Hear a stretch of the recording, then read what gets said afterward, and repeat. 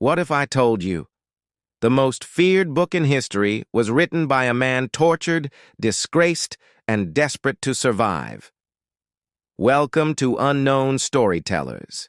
Have you heard about Niccolò di Niccoli, the man regarded as the father of political science?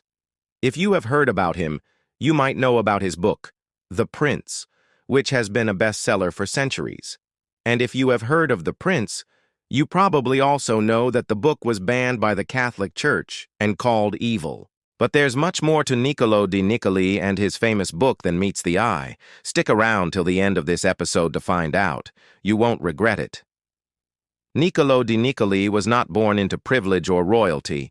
In fact, he was an ordinary man who worked for the government of Florence.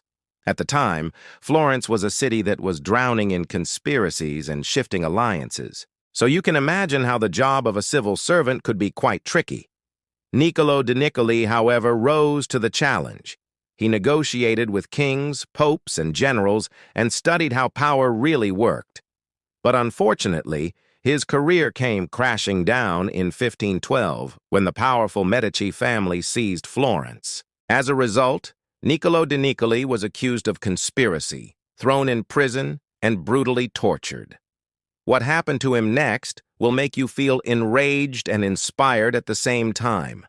When his body broke, his mind sharpened.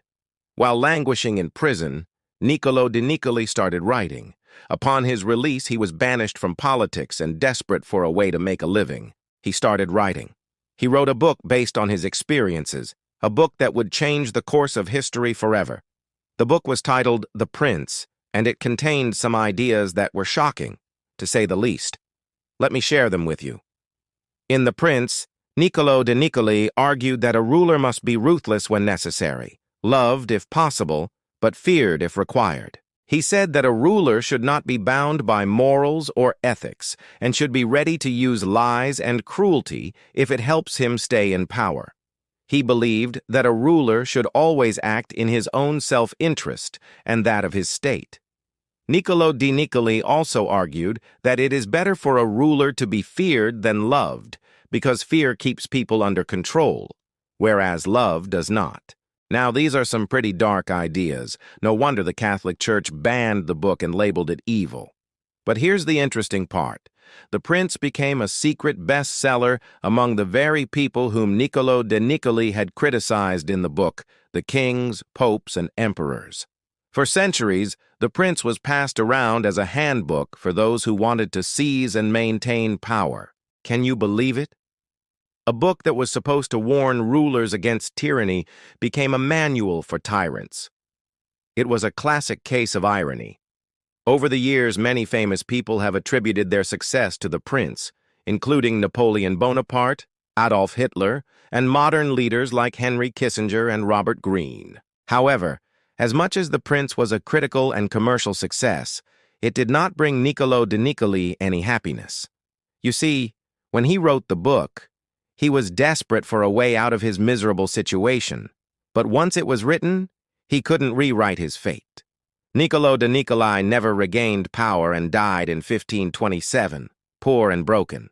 He never saw how his book would live on as one of the most influential works of all time. Now, this raises two questions.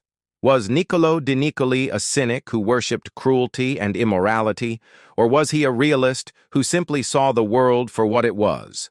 Well, the answer is complicated. On one hand, The Prince is a book about acquiring and maintaining power at any cost. On the other hand, it is also a book about survival. Niccolò di Niccoli was a man who had seen the worst of humanity. He had been tortured and imprisoned, and he knew that there were no rules in the game of power. If you can't be moral, he seemed to say, at least don't be immoral. After all, what is morality but a luxury for the privileged? However, there's no denying that The Prince is a dark book. Its ideas are unsettling and its lessons are disturbing. But that doesn't make it any less relevant today. In fact, The Prince is more relevant today than it has ever been. We live in a world where power is everything, and those who have it are not afraid to use it. Niccolò di Niccoli's ideas may be extreme, but they are also honest. He pulls no punches, and he doesn't sugarcoat anything. That is why The Prince is such a powerful book. It is a book that tells it like it is. It is a book that every leader should read. Of course, we should not follow its advice blindly, but we should also not ignore its lessons. After all, Niccolò de Niccoli was a man who saw the worst of humanity, but he was also a man who survived it. And if anyone knows how to survive in the world of power, it is him. That's all for today. See you next time.